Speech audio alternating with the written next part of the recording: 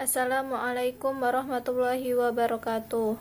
Saya Anissa Nurfadilah, jurusan Komunikasi Penyiaran Islam, semester 5, ingin bercerita sedikit tentang kisah Nabi Muhammad. Nabi Muhammad lahir di Mekah pada tanggal 12 Rabiul Awal. Peringatan hari kelahiran Nabi Muhammad sering disebut dengan Maulid Nabi Muhammad SAW.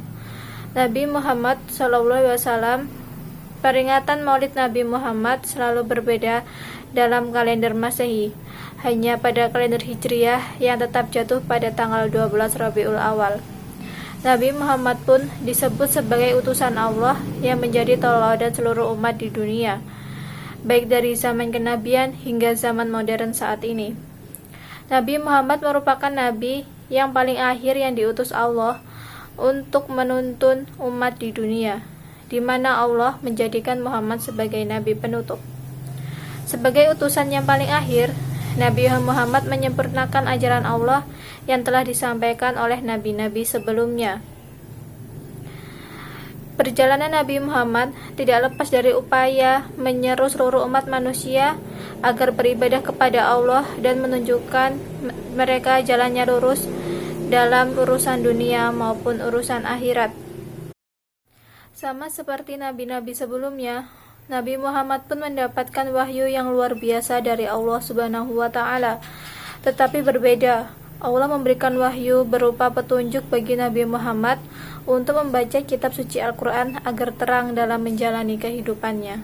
Kisah Nabi Muhammad yang pertama harus diketahui adalah soal kelahirannya. Kala itu, kelahiran Nabi Muhammad bertepatan dengan peristiwa pasukan gajah yang tengah berusaha merobohkan Ka'bah. Pada saat itu, Allah mengirimkan burung-burung ababil untuk menjatuhkan batu-batu pembawa wabah penyakit kepada pasukan gajah yang sedang berupaya menghancurkan tempat suci dan bersejarah umat Islam atau biasa disebut dengan Ka'bah. Di tahun gajah inilah Nabi Muhammad dilahirkan di Mekah dan besar sebagai anak yatim karena ayah Nabi Muhammad, Abdullah, telah wafat sebelum Nabi Muhammad lahir. Nabi Muhammad dididik dan dibesarkan oleh seorang ibu yang mulia yang bernama Aminah. Setelah beberapa waktu sang ibu wafat. Kemudian Nabi Muhammad dibesarkan oleh kakeknya, yaitu Abdul Muthalib.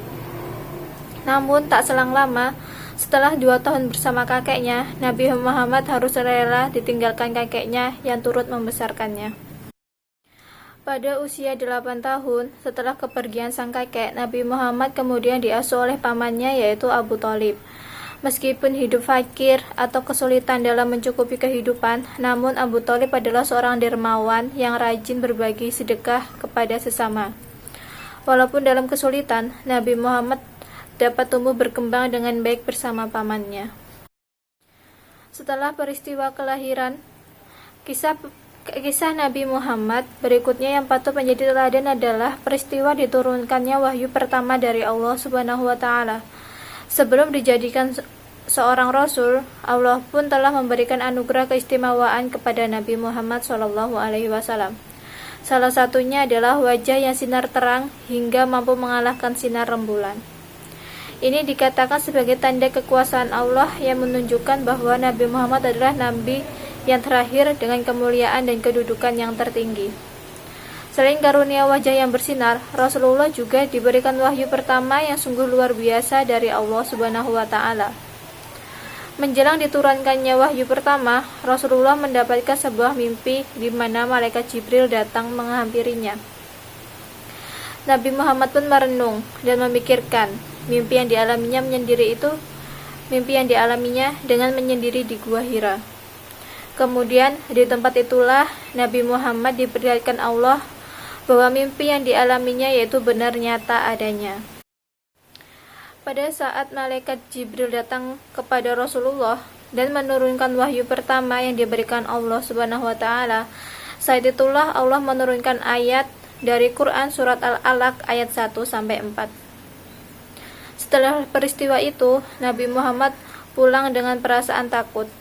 Namun disinilah waktu di mana kisah kerasulan Nabi Muhammad dimulai, di mana Nabi Muhammad sebagai utusan akhir yang membawa kedamaian di seluruh umat manusia.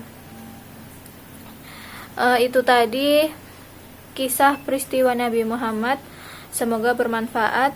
Saya akhiri. Wassalamualaikum warahmatullahi wabarakatuh.